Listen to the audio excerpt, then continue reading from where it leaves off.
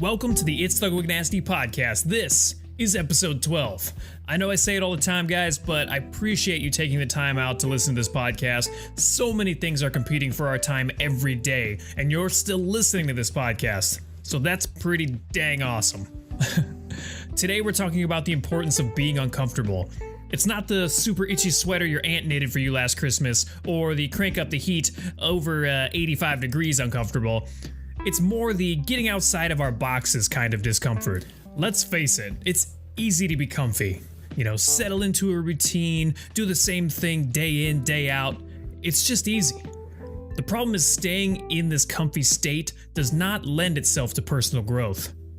As humans, we were built to learn and adapt to things. But if we never challenge ourselves, then our potential for growth becomes pretty small. If you think about it, we either learn by doing something or watching someone else do something.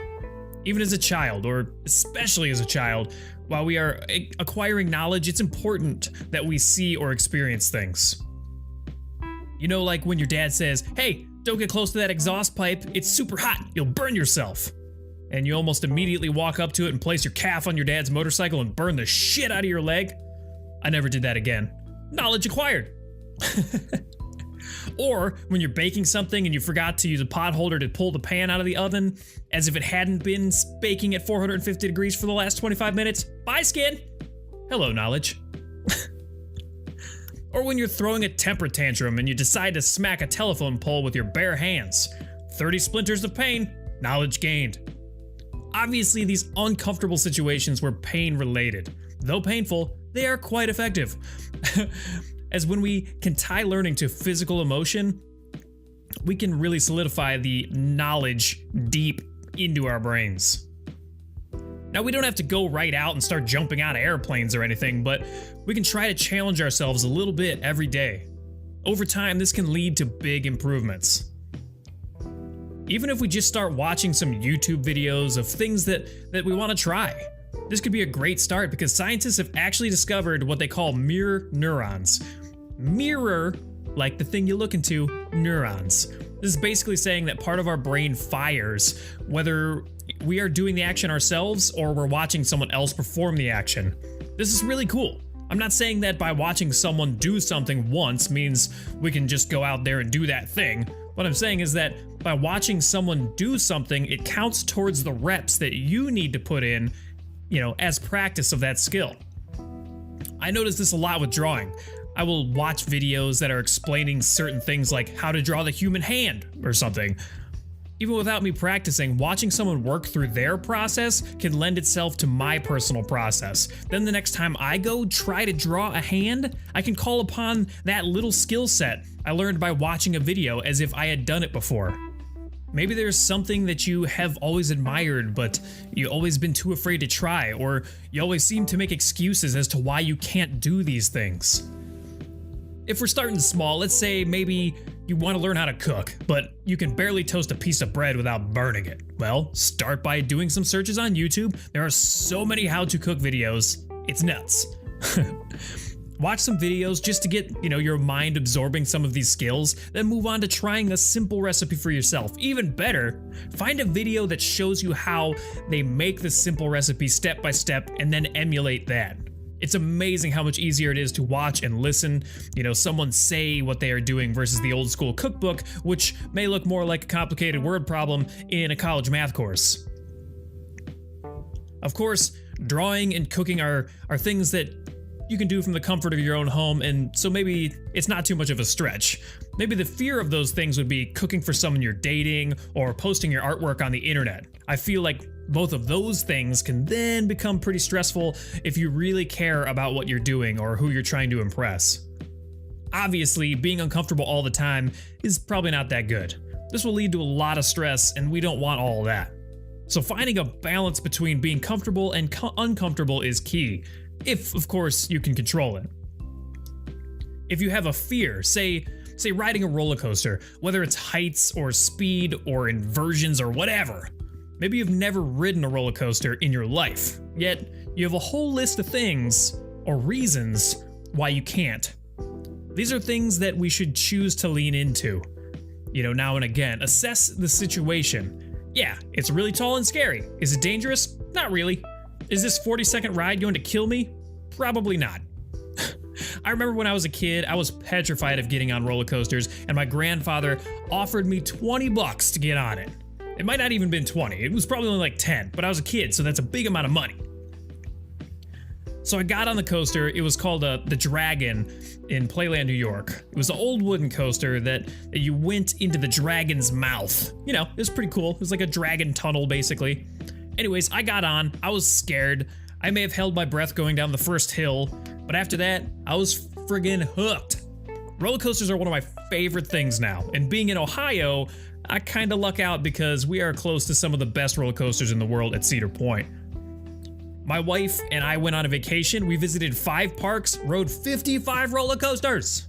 Guys, it was amazing. It was exhausting, but it was amazing. And I think I probably lost some brain cells because of, all the banging around. Anyways, it was worth it. But if I never got uncomfortable just for that minute, I may have never, it may have been a different story. I may not like roller coasters right now. I might still be making excuses for it instead of all the fun I've had riding them. The moral of the story is we need to try new things so we can make a legitimate decision whether we like it and want to continue doing it, or hey, it's not for me.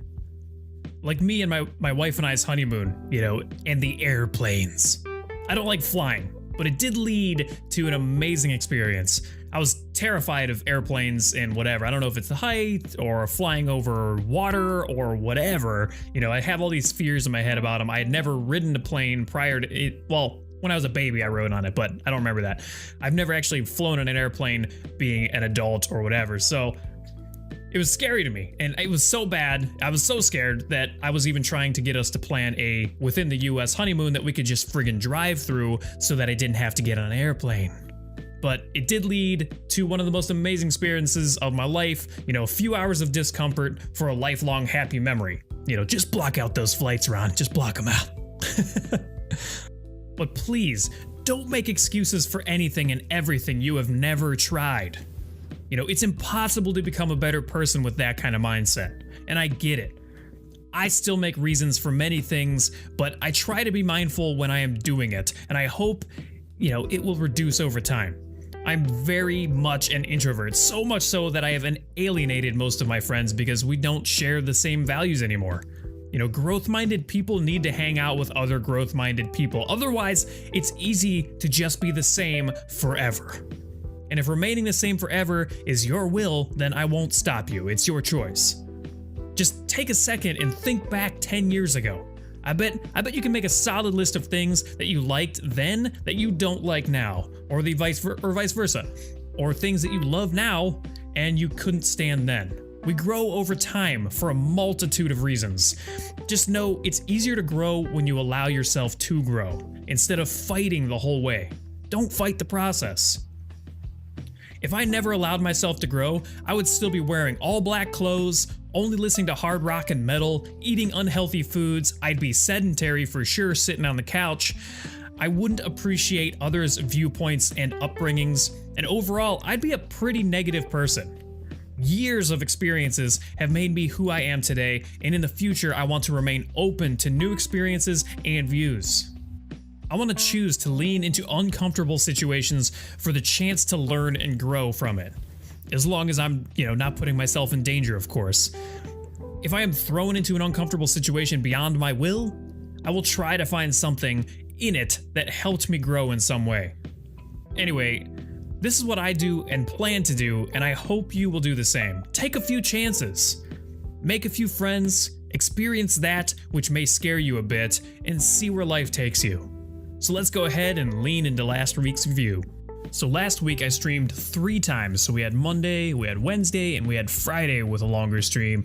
I went ahead and canceled the Saturday stream because some friends of ours had their twin babies, and we wanted to go enjoy some time with them and meet the new little ones. So the Saturday stream was canceled, but that's all good. I'm thinking for next week, I might even just do the Monday, Wednesday, Friday stream, or maybe like Monday, Friday, Saturday. I don't know.